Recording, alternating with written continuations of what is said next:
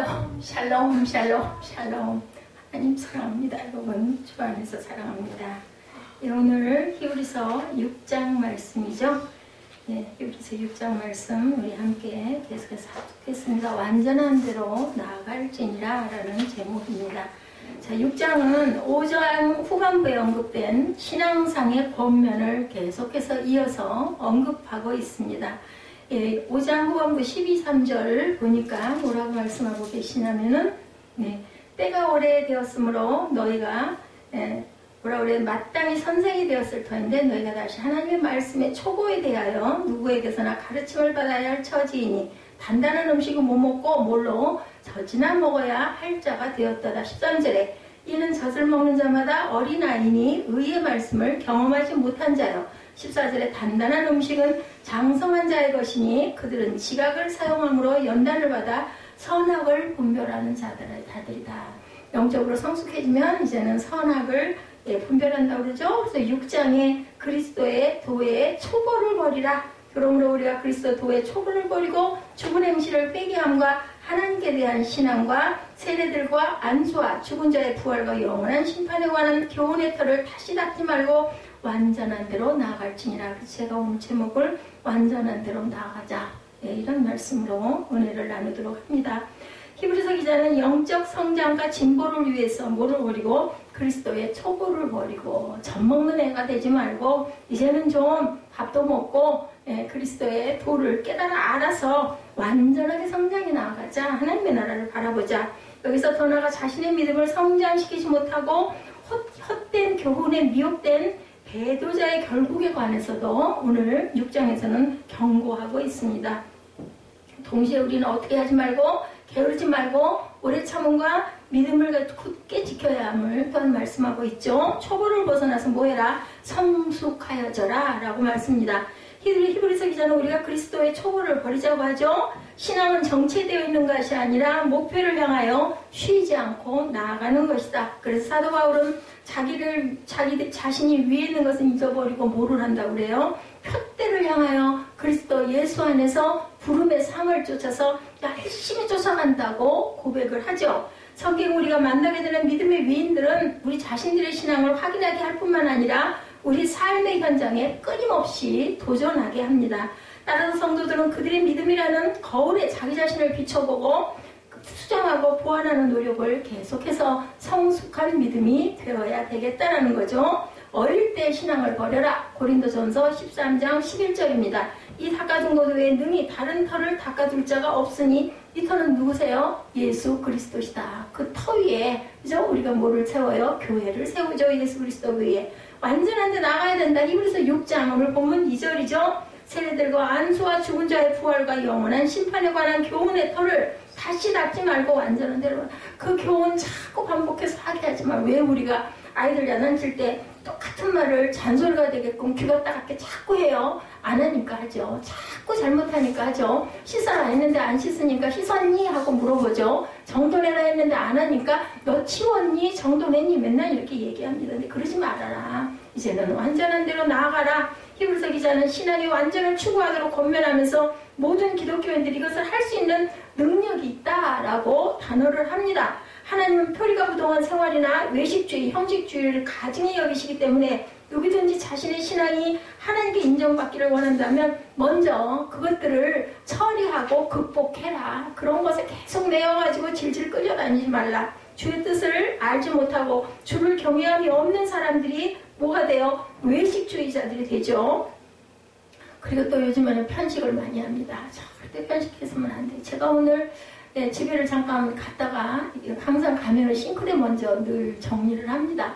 그러다 보니까 다이어트 해가지고 다 그것들이 이렇게 있는 걸 보면서 제가 생각을 하는데 저게 완전히 죄고 저게 악인데 그걸 모르는 거죠. 너무 육신의 그 정욕 이런 부분에서 헤어나지를 못하다 보니까 모르겠어요. 제 마음에 다 왔어요. 저게 그 건강을 해치고 여기저기가 자꾸 이상이 일어나는 그런 근본인데 우리는 음식을 하나님이 주신 음식을 정말 그 공해에 물들거나 농약이나 이런 것들을 피하고 조심해야 되겠지만 골고루 기쁘게 감사하게 먹어야 되는 것이 하나님께서 우리에게 주신 그 사랑이고 자유고 하나님의 뜻인데 어떤 것을 자꾸 제약을 하고 무엇만 자꾸 추구를 하다 보면 나머지 부분에서 언밸런스가 분명히 일어납니다. 그래서 우리가 항상 외식주의, 형식주의를 하나님께서는 가증히 여기신다. 뭐하라고? 진솔하게 살라고. 생활도 먹는 것도 자는 것도 그저 우리의 삶도 또 직장에서도 마찬가지, 학교에서도 마찬가지죠.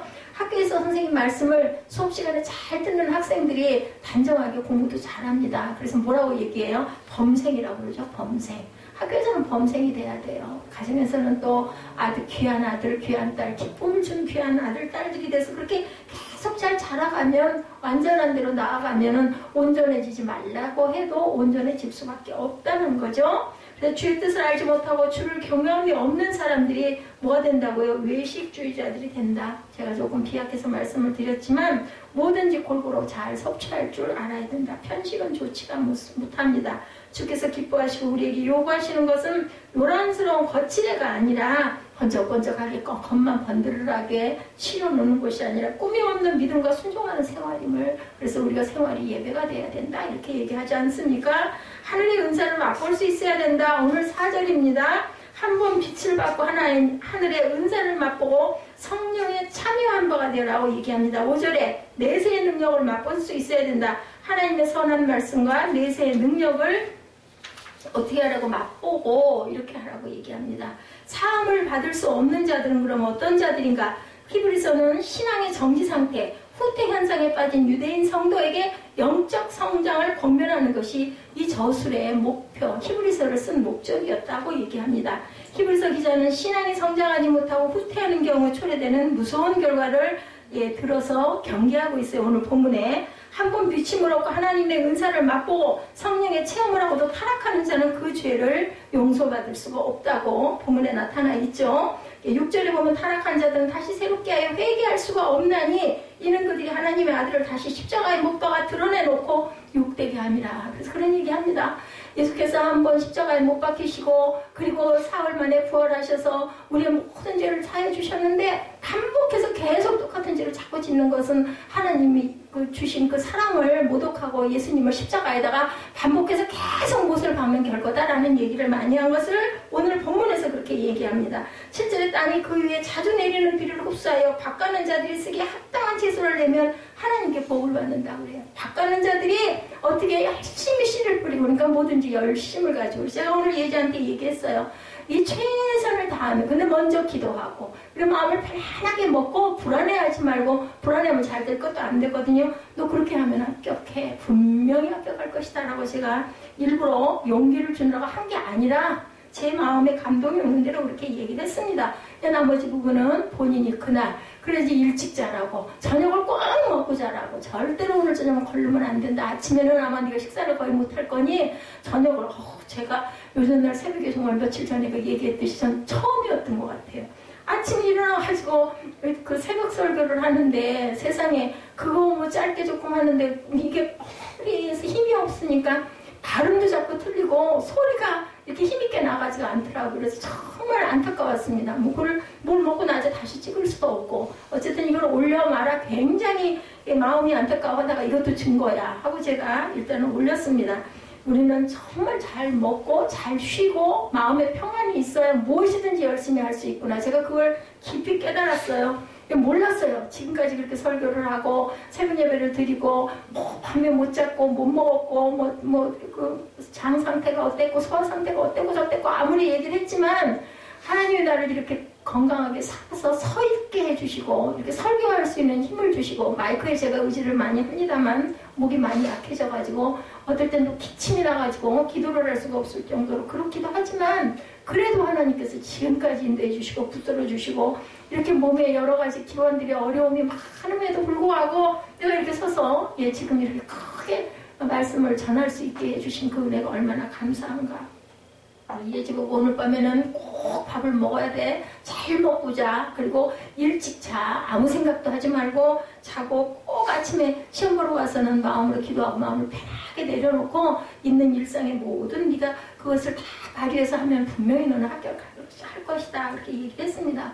실제적으로도 알아봤죠. 알아봤더니 별로 어려움이 없고 너무 염려하시지 않아도 될 거다고 얘기를 하더라고요. 100% 오늘 내일 제가 그거 알았어요. 아마 떨어뜨리는 애들은 없을 거다. 서류에 그 원하는 것들 그대로만 해서 내면 아마 시험 볼 기회는 다 줄 거다 했더니 전화가 왔더라고요. 그런데 다 합격했어요. 그래서 내가 그럴 줄 알았다. 참 잘됐다. 열심히 해라. 그러고 알아보니까 경쟁률도 별로 세지가 않고 괜찮더라고요. 학교도 아주 좋은 것 같고 하나님이 인도하셨다면 분명히 될 겁니다. 하나님께로부터 오는 하늘의 평안을 맛보고도 타락하는 것은 전적으로 하나님을 떠나 불신앙의 상태로 떨어진 것을 의미합니다. 하나님의 그 사랑을 우리는 이렇게 제가 지금 입술로 고백했듯이 느끼고도 또 내일은 불평하고 불만하고 어떤 조그만한 일이 생기면 막 그것 때문에 혈기를 내고 그러다 보니 어떻게 돼요? 불신앙이 신앙의 상태가 돼버리는 거예요. 뭐예요? 천국의 사람이 못 되고 세상 사람과 별반 없게 막 혈기를 내고 그래서 하나님께서는 그 마음을 다스리시고 비우시느라고 하나님께서 또 하나의 열매를 이렇게 아주 힘든 열매를 주신 것 같습니다. 그 열매를 온전한 열매를 만들라고. 예, 그죠? 뭐라 그러죠?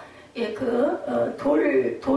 돌배를 무슨 배로 만들라고? 진짜 과실을 만들라고 하시는 것 같아요. 뭐 다 잘 되어 있는 건 뭐하러 보내겠어요? 뭐 누구네 집에 보내도 잘 자랄 건데 그렇지 못하다 보니까 그렇지 않을까. 저는 요즘에 자꾸 그 생각, 또 하나의 열매, 그 말씀 주셨던 게 아주 자꾸만 그 귀에 계속 맴돕니다. 그래서 그러시구나 하는 생각을 하면서도 저는 또 하나님 너무하세요 소리를 자꾸 하죠. 우리 인생이 그렇습니다.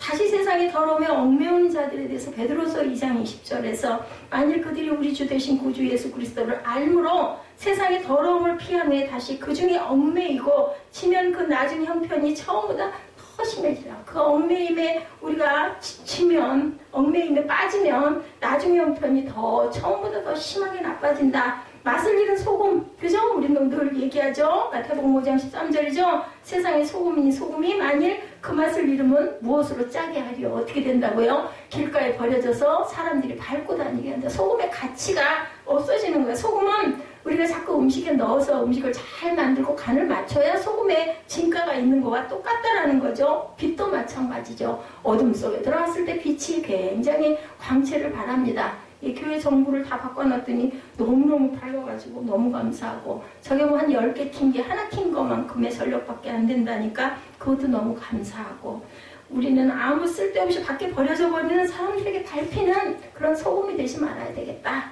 그렇죠? 세상을 밝히는 빛된 자들이 다 돼야 되겠다. 복된 믿음에 대해서도 말씀합니다. 하나님의 복을 얻을 자들이 있다는 거죠. 밭가는 자들이 쓰기 합당한 열매를 맺는 사람에게 복이 있다고 히브리서 기자는 얘기하고 있습니다. 그래서 어떻게 하라고요? 만일 가시와 엉겅퀴를 내면 버림을 당하고 저주함에 가까워 그 마지막에 불사람이 되리라. 사랑하는 자들아 우리가 이같이 말하니 너에게는 이보다 더 좋은 것 곧 구원에 속한 것이 있음을 확신한다. 하나님은 불의하지 아니하서 너희 행위와 그의 이름을 위하여 나타난 사랑으로 이미 성도를 섬긴 것과 이제도 섬기고 있는 것을 잊어버리지 아니하시느니라. 우리가 간절히 원하는 것은 너희 각 사람이 동일한 부지런함을 나타내어 끝까지 소망의 풍성함을 따르고 게으르지 말고 믿음과 오래 참음으로 말미암아 약속들을 기업으로 받은 자들을 본받는 자들에게 약속을 누구에게 주셨어요? 아브라함에게 주시고 야곱에게 주시고 그죠? 그리고 이삭에게 주셨습니다. 내가 반드시 너에게 보한다고 그래 복 주고 복 주면 14절에 번성하게 하고 번성하게 하리라 하셨다. 사람들은 자기보다 더 큰 자를 가리켜 맹세하라니 맹세는 그들이 다루는 모든 일에 최고 확정이니라 라고 얘기를 합니다. 그래서 우리가 성경을 보면서 아브라함의 복이 임하게 하여 주옵소서. 아까 우리 찬양했지만 야곱의 축복을 내가 자꾸 노래하죠. 그 축복을 저희에게 주옵소서. 밭가는 자들이 쓰기 합당한 열매를 맺는 사람이 복이 있다. 하나님께서 주신 그 귀한 열매를 그 나무를 잘 길러서 귀한 열매를 맺어야 된다. 복 있는 사람은 하나님께서 쓰시기 합당한 열매를 맺는다. 복의 주체는 누구세요? 하나님이시죠. 그러므로 우리는 먼저 그 나라와 의를 구해야 한다는 거죠. 땅을 검거하사 물을 대주시는 하나님, 시편 65편 9절에 땅을 돌보사 물을 대어 심히 윤택하게 하시며 하나님의 강에 물이 가득하게 하시고 이것의 땅을 예비하신 후에 그들에게 곡식을 주시나이다. 땅에 물이 풍성하게 잘 넘치게 되어야 곡식도 씨앗을 맺을 수가 있어요. 왜냐하면 그 물을 빨아 먹어야 그 곡식이 자라지 않겠습니까? 그래서 성도에게 열매를 원하시는 하나님은 요한복음 15장 1, 2절에 물은 내게 붙어있어 열매를 맺지 아니하는 가지는 아버지께서 그것을 제거해 버리시고 물은 열매를 맺는 가지는 그 열매를 맺게 하려 하여 그것을 깨끗하게 하시느니라고 증거합니다. 하나님의 저주를 받는 자들에게서도 말하죠. 아까 제가 읽었죠. 히브리서 기자는 만일 가시와 엉겅퀴를 대면 버림을 당하고 저주함에 가까워 그 마지막은 뭐가 된다고요? 불태워 없애버린다고 하셨습니다. 아무것도 자라지 않는 밭은 없어요. 하다못해 모래도 자라요. 잡초라도 자란다라는 거예요. 비를 자주 흡수하지 못하는 땅은 땅이라고 할지라도 가시와 엉겅퀴는 자라나게 된다는 거예요. 비와 비를 흡수를 못하는 그런 돌땅이라도 가시와 엉겅퀴는 자랍니다. 우리는 복을 받는 사람이든지 저주를 받는 사람에 속하든지 둘 중 하나에 속해요. 복을 받든 저주를 받든 중간은 없습니다. 성도들은 저주와 심판을 받지 않기 위해서 주인 되신 하나님께서 유용하게 쓰실 수 있는 열매를 우리는 맺는 그러한 자녀들이 되어야 되겠다. 가시떨기로 비비던 타락자의 마음, 마태복음 13장 22절입니다. 가시떨기에 뿌려졌다는 것은 말씀을 들으나 세상의 염려와 재물의 유혹의 말씀에 막혀 결실하지 못하는 자요. 생명책에 기록되지 못한 자는 어디요? 불못에 던져진다. 20장 15절이죠. 계시록. 누구든지 생명책에 기록되지 못한 자는 불못에 던져지리라. 그래서 우리는 믿음을 굳게 지켜야 된다. 믿음은 막연한 것을 무조건 믿는 것은 아닙니다. 인위적이거나 감정이나 지적 동의도 아닙니다. 믿음은 환경이나 결과에 구애되지 않고 하나님의 말씀을 신뢰하는 것이고 우리의 믿음의 주인은 오로지 하나님이시라는 거죠. 믿음은 우리가 만들어낸 감정이 아니라 하나님이 자기의 말씀으로 계시하신 것을 전적으로 받아들이는 것, 그 믿고 그 다음에 뭐예요? 그것을 묵상하면서 행하는 그러한 자녀, 그 뭐하는 사람이에요? 성화를 이루어가는 사람이라는 거죠. 히브리서 기자가 수신자들의 간절히 바라는 것은 그리스도로 말미암아 온전한 구원을 이루라라고 말씀을 하죠. 베드로서 1장 5절에도 그러므로 너희가 더욱 힘써 너희 믿음의 덕의 지식의 절제의 인내를, 인내의 경건에 형제 우애에 사랑을 더해라. 이게 뭐예요? 성화를 이루어가라는 얘기를 합니다. 영구한 산업이 기다리고 있다. 히브리서 10장 34절에 너희가 갇힌 자를 동정하고 너희 소유를 빼앗기는 것도 기쁘게 당한 것은 더 낫고 영구한 소유가 있는 줄 알미라고 얘기합니다. 그래서 아브라함의 신앙과 그리스도의 관계는 어떤 것인가? 하나님께서는 아브라함에게 약속하실 때 자신을 가리켜 맹세하시죠. 하나님은 자기보다 더 큰 자가 없으므로 자신의 이름으로 맹세를 하시죠. 내 이름으로, 나 야훼의 이름으로 이렇게 얘기를 합니다. 하나님께서는 반드시 아브라함에게 복 주고 복 주시겠다. 아까 본문에 나타났죠. 우리에게 주시는 복은 부족하지 아니하고 차고 넘쳐나는 완전한 축복이다. 누가 주셨기 때문에 완전하신 하나님의 우리 찬양하죠. 완전하신 나의 구주하고 찬양합니다. 아브라함의 믿음의 조상이라는 칭호를 얻으며 복의 근원으로 하나님의 큰 축복을 향유할 수 있었던 것은 그가 하나님께서 보시기에 합당한 믿음과 신앙을 소유했기 때문이다. 믿음은 능력이라고. 제가 찬양이 너무 길어서 늦어서 힘들까봐 2개를 잘랐어요. 나중에 뒤에 그 찬양을 하고 축도를 하면 되겠다 싶어서 방패와 상급이 되어 주신 축복 창세기 15장 1절이죠. 이후에 야훼의 말씀이 환상 중에 아브라함에게 임하여 이르시되 아브라함아 두려워하지 말라. 나는 내 방패요 너의 지극히 큰 상급이라고 말씀하세요. 그러니 아브라함은 얼마나 힘이 나겠나. 근데 그 아브라함뿐만입니까? 저와 여러분에게도 똑같은 말씀을 하고 계세요. 나는 네 방패야. 그리고 큰 상급이야. 내가 너에게 이 상을 이렇게 가득 갖고 있어. 바랄 수 없는 중에도 우리가 믿어야 된다. 그래서 로마서 4장 18절에 아브라함이 바랄 수 없는 중에 바라고 믿었으니 이른 내 후손이 같으리라 하신 말씀대로 많은 민족의 조상이 되게 하려 합니다. 우리가 믿음을 가지고 있으면 믿음의 조상이 되는 거죠. 하나님의 맹세에 대해서 창조주 되시며 절대 주권자이신 하나님은 누구의 지배를 받거나 누구의 자문이나 판정에 의존할 이유가 당연히 없죠. 우리 후반절 한번 볼까요?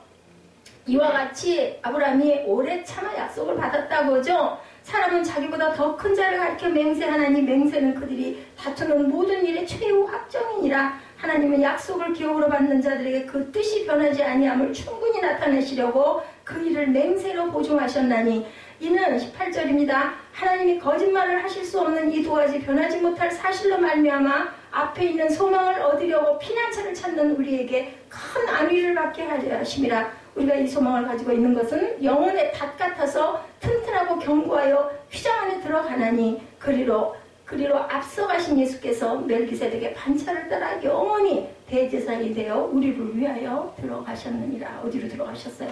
하늘나라에 들어가셔서 하나님 보좌 우편에서 저와 여러분을 위해서 기도하고 있습니다. 18절에 이는 하나님이 거짓말을 하실 수 없는 두 가지 변하지 못할 사실로 말미암아 앞에 있는 소망을 얻으려고 피난처를 찾는 우리에게 큰 안위를 받게 하시구나. 우리에게 위로를 하시기 위해서 이런 분이시다. 자신을 가리켜 맹세했다. 6장 13절입니다. 하나님의 아브라함에게 약속하실 때 가리켜 맹세한 자기보다 더 큰 이가 없으므로 자기를 가리켜서 맹세했다라고 얘기합니다. 그래서 그분은 영원한 대제사장이신 예수님 한 분밖에 안 계시는 대제사장입니다.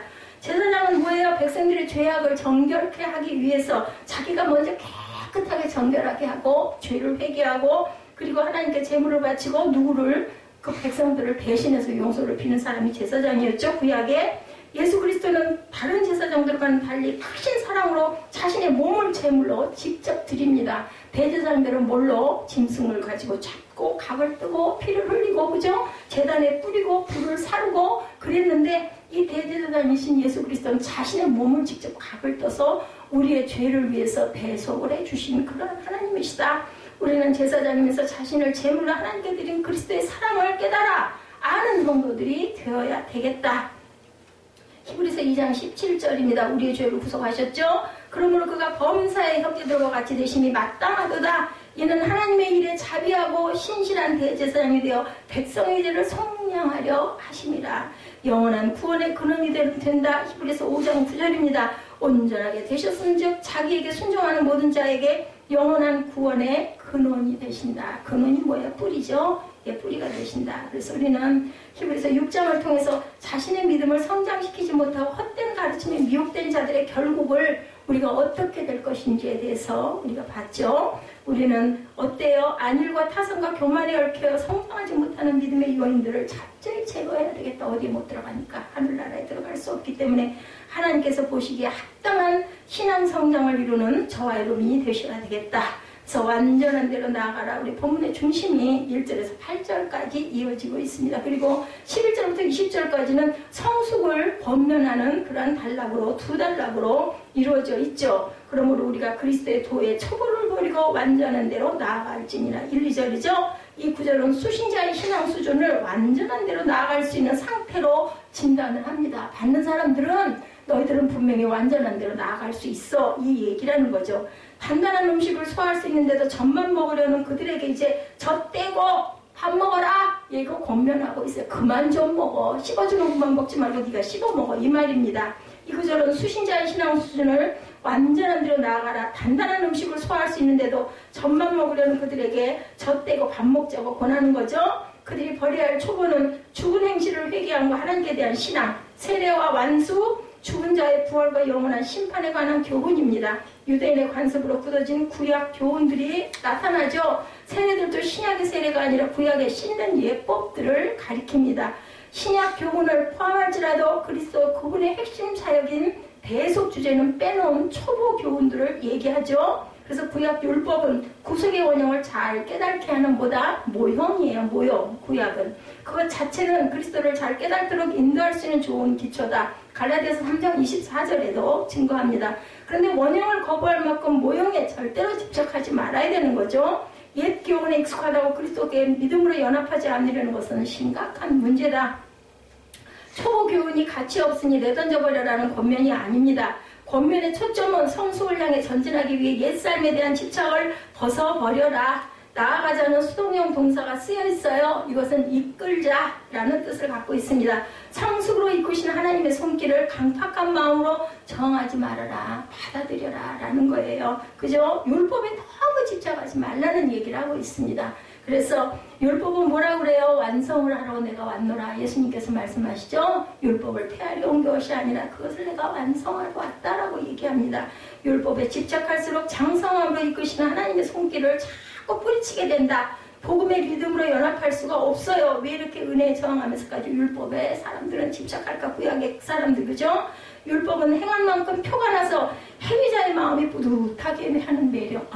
나는 이만큼 지켜서 나는 이만큼 잘하라. 이런 부분들의 교만이 일어나는 거죠. 율법은 자기 공로가 눈에 보이고 손에 잡힙니다. 그래서 하나님께서 말씀하시죠. 은혜로 주신 선물이라고 구원은 왜 그것으로 자랑치 못하게 하려고, 그죠? 반면에 은혜는 오직 주님만 뿌듯하게 여기시고 자기는 완전히 포기하죠. 우리 잘 아는 갈라디아서 2장 20절이죠. 내가 이제 그리스도와 함께 십자가에 못 박혔으니 이제 내가 사는 게 아니라 내 안에 계신 예수께서 나를 대신해서 살아주시는 것이다 라고 고백을 합니다. 은혜는 보지 못하는 것을 오직 믿음으로 붙들고 가는 것이다. 눈에 안 보이니까, 그저 어리석은 사람들은 그게 어디 있어, 그런 게 어디 있어, 이렇게 얘기를 하죠. 근데 영적으로 은혜를 받은 사람들은 그게 다 보이고 기쁨이 옵니다. 그렇기 때문에 우리는 그 은혜를 붙들고 가죠. 그래서 하나님의 영광보다 자기 영광을 추구하는 사람에게는 율법이 복음보다 매혹적이라는 것. 자기 은혜, 자기 드러냄을 좋아하는 사람은 율법이 복음보다 매혹적입니다. 자기를 과시하는 데 즐거움을 찾는 죄인은 율법의 매력에 붙들려 좀처럼 은혜에 나아가지를 못합니다. 특히 성경을 잘한다, 몇 독을 했다, 몇 번을 썼다, 이런 분들이 그럴 수 있어요. 다 그렇다는 얘기는 아닌데, 오히려 어떤 사람, 아무것도 모르는 촉보자들, 아무것도 모르는 어린아이와 같은 신앙을 가진 사람들은 어때요? 어린아이와 같이 정말 어리석어 보일 정도로, 바보 같아 보일 정도로 무조건 순종하는 그러한 그 자녀들 있죠. 그래서 처음에 예수 믿고 은혜 받으면 다 이런 모습들이에요. 그래서 참 은혜를 많이 받는데 나중에 뭘 좀 알고 깨닫고 그렇게 되다 보면 자꾸 내가 앞서죠. 내가. 그래서 성숙으로 이끌려야 할 대상은 바로 우리라고 1절과 3절에 말씀을 하고 있습니다. 어떻다고 죽은 행실을 회개함과 하나님께 대한 신앙과 하나님께서 허락하시면 우리가 이것을 하리라라고 이렇게 말씀하고 있죠. 그래서 성숙은 누구에게나 완료형이 아닌보다 진행형이다. 우리가 죽을 때까지 행해서 걸어가야 되는 거죠. 이제 그만 성숙해도 될 사람은 아무도 없다는 거죠. 그러나 수신자가 진정한 성도인지 무늬만 성도인지 구별하는 것이 결정적으로 중요한 것은 아니다. 성숙은 우리 모두를 위한 교훈이기 때문이다. 뭐가 좀 더 많이 이루어졌다 한들, 뭘 좀 못한다 한들, 미숙하다 한들, 그건 문제되지가 않는다. 하나님 말씀이 교회에 선포될 때 개개인에게 저마다 다르게 작용을 하죠. 참된 성도에게는 성숙이 삶으로 드러나도록 힘쓰라는 권면이 적용됩니다. 뭐 하는 사람들, 이제는 젖 안 먹고 밥 먹는 사람들에게는 삶이 예배가 되게 하십시오라는 얘기를 우리가 깨달아 압니다. 내 생활 안에서 예수 그리스도가 드러나야 되고 내 성격 안에서 그리스도의 그 성숙한 그러한 온유가 나타나야 된다는 거죠. 미성숙한 성도에게는 성숙을 격려하는 역할을 계속해야 된다. 잠시 나태해진 자에게는 성숙을 자극합니다. 참신함이 없는 사람에게는 최후 심판 때 하나님 앞에서 변명할 수 없도록 자꾸 권고를 합니다. 계시록을 그래서 많이 인용하죠. 성숙을 위한 권면 끝에 하나님께서 허락하시면 우리가 이것을 하리라. 아까 3절에 그렇게 나타나 있죠. 말씀이 덧붙였습니다. 옛삶에 대한 집착을 벗어나 성숙하려면 하나님께서 주시는 은혜가 필요하다. 율법으로 절대로 우리는 구원을 이루지 못합니다. 뭘로 구원을 이루어요? 은혜로 이루어요. 율법은 깨닫게 하는 역할을 합니다. 아, 나 이거 잘못됐구나. 아, 나 이거 안 지켰구나. 그렇게 되는 거죠. 그래서 하나님께서 허락하시고 이끄셔야 바로 비로소 성숙한 열매가 맺힌다. 그래서 성령이라는 게 참 내 맘대로 안 된다 그러죠? 성령 강림이. 근데 뭐 하면 돼요? 사모하면 돼요. 주시라고 자꾸 조르면 주십니다. 하나님의 은혜라고 해서 성숙에 힘써야 할 성도의 책임을 부정하지 않습니다. 도리어 성숙으로 이끄는 손길을 저항할 때 닥치는 위험을 강력하게 경고하죠. 4절에서 6절은 해석상 논란이 굉장히 많은 구절입니다. 4절에서 6절 보니 한 번 빛을 받고 하나님의 은사를 맛보고도 성령에 참여한 바 되고 하나님의 선한 말씀과 내세 능력을 맛보고도 타락한 자들은 다시 새롭게 하여 회개할 수가 없다. 이것에 대해서는 절대 아니다. 한 번 선택받으면 영원한 선택이다. 한 번 선택받고 나서 타락했다 해서 하나님께서 버리시지 않는다. 이런 논란이 많다라는 얘기죠. 하나님의 은혜라고 해서 성숙에 힘써야 할 성도의 책임을 절대로 부정해서는 안 된다. 그래서 더 나은 해석을 위한 기준부터 생각해보면 첫째로 이 서신은 다양한 사람이 섞여있는 지역교회를 향한 권면이다. 그래서 수신자들을 구원 얻은 자로 간주하고 격려하는 구절과 구원에서 탈락하지 않도록 경고하는 구절이 함께 있는 것이 당연하죠. 둘째로 이 구절은 성숙을 권면한 문맥 안에 있습니다. 이 구절을 근거로 4절에서 6절 얘기하는 겁니다. 견인교리를 공격한 알미니안의 해석은 문맥을 완전히 무시합니다. 낙심한 자녀에게 보내는 편지에 내일도 내일의 태양이 뜰 거야. 지금 포기하면 다시는 일어설 수 없으니 낙심하지 말고 도전하렴이라는 문장이 있다라고 과정했을 때 태양이 뜬다고 하는 걸 보면 천동설을 주장하는 것만 해석이 그런 해석을 해서는 안 된다라는 거죠. 견인, 교리는 성경의 다른 부분에서 충분히 확인할 수 있는데 여기서 성숙을 강력히 권면하는 세 가지 이유를 우리가 한번 깊이 주목해 봅니다. 첫째로 성도는 하나님의 통치를 받는 특권을 누려왔다.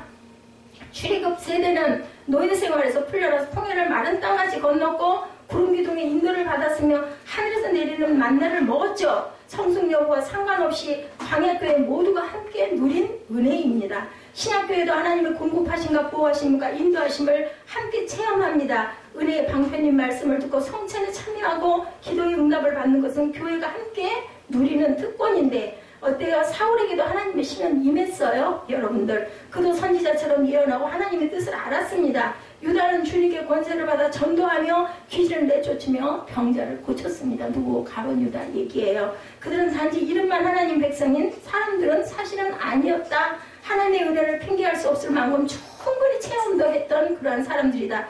그런 체험을 한번 비침을 얻고 하늘의 은사를 맛보고 성령이 참여한 바 되고 하나님의 선한 말씀과 내세의 능력을 4, 5절에 맛보라고 표현되어 있는 내용인데 히브리서는 그들을 진리의 지식을 받은 자, 장자의 명분이 있는 자, 축복의 기업을 받은 자로도 지칭하기도 합니다. 그런데 둘째로 타락의 위험성은 항상 교회에 있다라는 거예요. 그렇게 은혜를 받은 자들인데도 가룟 유다도 사울도 하나님께 버림을 받았다는 얘기를 하고 있습니다. 타락한 자들은 고의로 죄를 범하는 자나 장자의 명분을 팔아먹은 망령된 자로도 표현되기도 하죠. 애굽에 돌아가기로 했던 출애굽 1세대도 한 사례이기도 합니다. 민수기 14장 1절에서 5절에 나타나죠. 타락한 우리 혹은 너희라고 하지 않고 타락한 자들이다 이렇게 증거합니다. 성숙으로 이끄신 하나님의 손길에 저항하는 그들 가운데 타락자가 생긴다라고 요한 1서 2장 19절에도 증거합니다.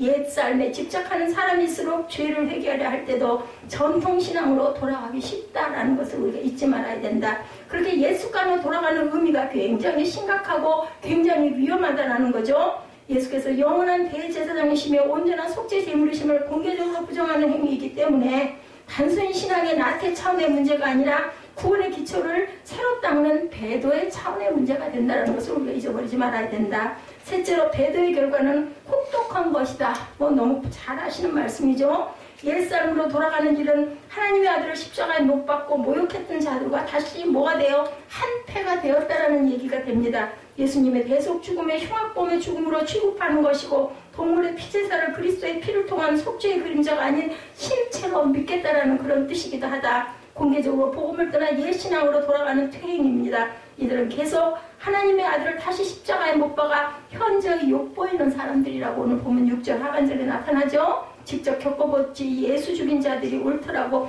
계속 광고하는 셈이라는 겁니다.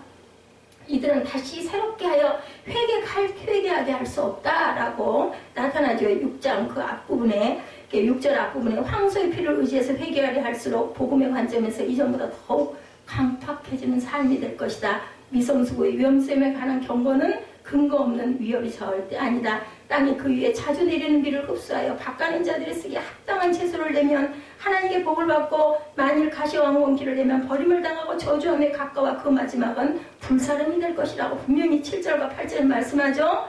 땅은 비를 똑같이 흡수했는데 결과는 다르다라는 거예요. 은혜의 특권은 똑같이 누렸는데 드러나는 모습이 전혀 다를 수 있다. 채소든 가시왕건기든 땅속에 심긴 신앙이 자라는 결과가 이렇게 다르다. 채소가 나서 사람들의 그런 귀한 음식이 되기도 하고 엉겅퀴가 나서 전혀 필요 없는 불에 던져지는 태워지는 그러한 결과가 나오기도 한다는 거죠. 어떤 신앙인지 확인하기 위해서 땅속을 파볼 필요도 없습니다. 신앙은 반드시 뭘로 나타나기 때문에 행위로 삶으로 드러나기 때문이다. 그래서 삶으로 평가받을지라도 어때요? 공의롭죠? 오직 믿음으로 구원받는다는 진리와 하나님 앞에서 각자 행위대로 심판받는다는 진리는 절대로 충돌할 수가 없다. 마음 중심에 참 믿음이 심겼다면 주님을 향한 경외심과 신뢰와 사랑과 소망과 순종의 삶이 드러날 수밖에 없다라는 것. 삶은 어떻든 믿음만 있으면 구원 얻는다는 말은 거짓입니다. 하나님은 믿음과 삶을 따로 평가하지 않으십니다. 은혜 받은 자 다운 삶이라면 복을 받고 합당치 못한 삶이라면 저주가 임한다. 예수님은 나더러 주여 주여 하는 자마다 천국에 다 들어갈 것이 아니요 하늘에 계신 네 아버지 뜻대로 행하는 자라야 들어가리라고 말씀하셨죠. 예수님은 많은 사람이 이들처럼 구원을 확신하고 칭찬을 기대했겠지만 천국에 들어갈 수 없다는 판정을 받을 것이라고 분명하게 말씀을 합니다. 미성숙한 자는 주님의 판정에 비추어 신앙을 점검하지도 않습니다. 어떻게 점검을 하겠어요? 그렇다면 신앙 점검을 할 줄 안다면 그렇게 하지 않죠. 자기 마음에 뿌듯하면 뿌듯함을 위해서 나름대로 그것을 위해서 헌신하는 것은 아무 소용이 없다. 상황에 따라 이 정도면 괜찮다면 하나님 말씀을 적당히 무시하기도 합니다. 다 그렇지 뭐 무슨 예수 믿는다고 어떻게 세상에서 살면서 그런 거 안 하고 어떻게 살아 이런 얘기들 많이 한다라는 거죠. 하나님의 인자하심과 용납하심도 적절히 이용합니다. 그렇게 살아도 남보다 좀 낫다 싶으면 안심하죠. 자기 판단이 판정 기준이 됩니다. 성경은 이런 상태를 한 걸음도 주님을 따르지 않는 것으로 판정하죠. 아직 자기를 부인하지 않았기 때문이다 라고 마태복음 16장 24절에서 말씀합니다. 하나님은 사람이 뭐예요? 심은 대로 거둔다 라고 말씀을 하죠. 갈라디아서 6장 7절에 성숙을 멈추고 옛삶으로 돌아가서 맺은 열매들은 완전히 소멸하신다라고도 말씀을 합니다. 고린도전서 3장 10절에서 우리 15절 읽고 우리 축도로 예배를 마치는 시간 갖도록 하겠습니다. 고린도전서 3장 10절에서 15절까지 우리 함께 입술로 고백합니다.